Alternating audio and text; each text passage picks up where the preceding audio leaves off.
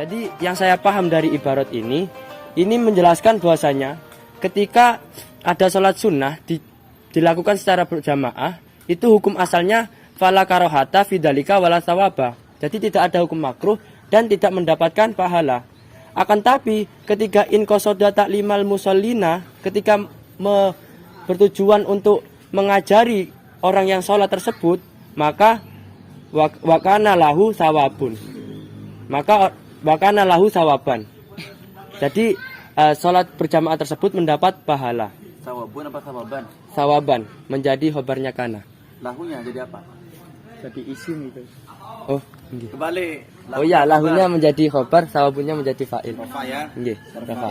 Dan mubtadas manul khabar. Rafa'u kanal mubtadas manul khabar tansibuhu kakana zaidun. Jadi maksud Anda adalah bahwa memang benar itu hukumnya mubah ya, jawaz. Tapi kalau diniatkan untuk ta'lim, mendidik para santri agar terbiasa, maka sunnah begitu ya. Betul begitu, Kafa? Saya tidak begitu setuju, Ustaz. Masalah ketika yang dibacakan ibarat dari Mas Opik tadi. Soalnya kalau saya pahami dari ibarat yang dibacakan itu hanya niat apa? Pahala niat untuk mengajari santri, bukan niat untuk salat jamaahnya.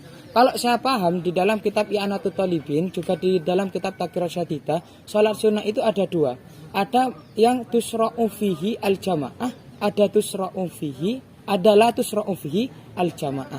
Artinya, salat tersebut itu ada yang memang disyariatkan untuk dijamaahkan, artinya salat berjamaah seperti salat apa? Salat hari raya, salat tarawih, dan lain-lain. Ada juga yang sholat sunnah itu tidak disyariatkan untuk berjamaah, seperti sholat duha, seperti itu.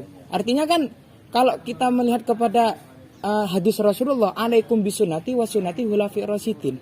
Artinya apa? Kita itu harus mengikuti sunnahnya Rasulullah dan sunnahnya khulafair rasyidin. Sedangkan sepaham saya, khulafair rasyidin itu tidak ada yang mencontohkan sholat sunnah duha. Kalau sunnah tarawih mungkin Sayyidina Umar. Oh iya.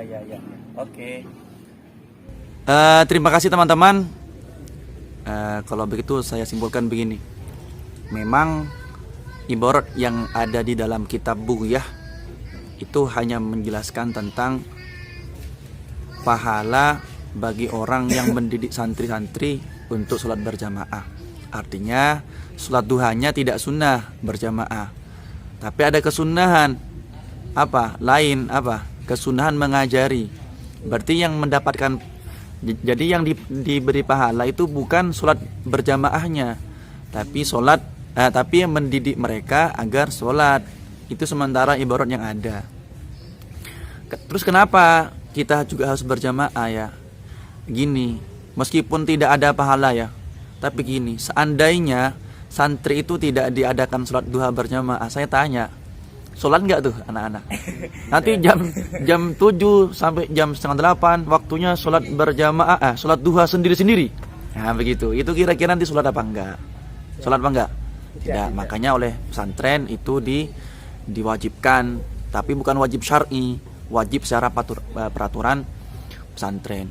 Kemudian yang selanjutnya, kita harus jujur bahwasannya sholat duha berjamaah itu tidak disunnahkan. Sehingga di dalam kitab kalian, dalam kitab Bughyah itu dijelaskan, seandainya itu sampai berdampak kepada orang-orang awam menganggap itu disyariatkan, disunnahkan, maka itu haram, bukan malah berpahala. Bisa dibaca sendiri, coba langsung dibacakan itu di keterangan selanjutnya. Fakama yubahu al-jahru fi maudi'il israri alladhi huwa makruhun li ta'limi fa aula ma asluhu al-ibahatu wa kama yusabu fil mubahati idza qasada biha Mubahatu wa kama yusabu fil mubahati terus fil mubahati idza qasada biha al-qurbata katakwa bil ukli ala taati. Hada ida lam yaktarin bidalika mahduron kanahwi idain madurun jadi fa'il. Ya enggak? Ada alifnya enggak habis ro? mboten. Berarti jadi fa'il yaktarin. Terus Kanahwi idain au iktidail amati sunatil jamaah. Oh iya iya, itu kan maksudnya sama seperti kayak kita makan itu kan hukumnya jawaz. Tapi kalau niatnya agar kuat beribadah kan jadi sunnah. Sama dengan sholat duha begitu. Cuman di situ dapat pahala sholat duha berjamaah ketika tidak ada larangan-larangan di sana. Contohnya misalkan terjadi hal-hal sampai santri itu meyakini bahwasanya sholat duha berjamaah itu sunnah, itu nggak boleh, harus dikasih edukasi. Ini sebenarnya tidak sunnah ya, cuman kita agak terbiasa saja begitu. Harus jujur, nggak boleh bilang sunnah kalau nggak sunnah, jadi haram nanti. Dan juga nanti kalau misalkan tidak diwajibkan berjamaah nanti kita nggak ada yang sholat, sedikit nanti, paling cuman kalian berdua, itu pun kalau sholat begitu ya. Bisa dipaham ya. Jadi begitu saja. Terima kasih kehadirannya.